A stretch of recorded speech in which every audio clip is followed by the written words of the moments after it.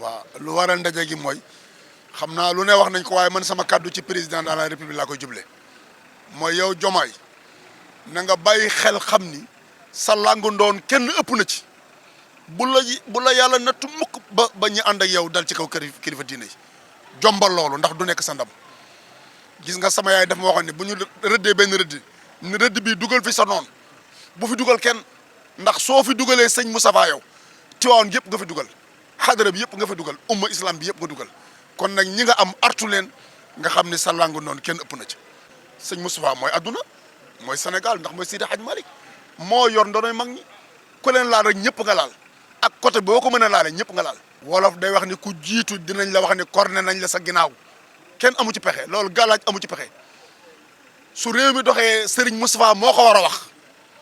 su fekkee doxul moo ko war a wax pour ngeen xam ni yoon wi mu leen teg loolu force la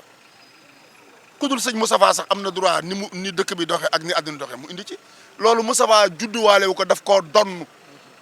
lu ma saan xew Serigne Babacar dina woo Serigne Abdou Aziz ñor ni ko wax ci sama kaddu loolu fii lañ ko fekk yaa reçu la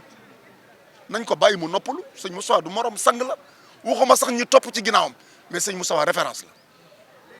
man waxuma sax ñi topp ci ginnaawam mais référence la.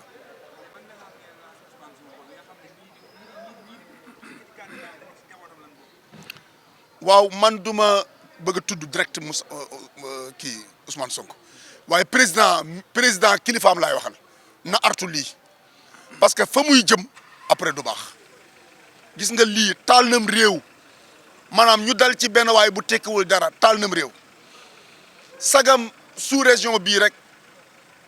li yëkkati président yëpp benn étudiant rek la ñu dóor taal ko mu dem ba laaw président waxumaa nga laal koo xam ne kooku umba la Serigne Moustapha umba la benn jëmmam rek représenté na umba yëpp Serigne Pathé bu Serigne Babacar Sy la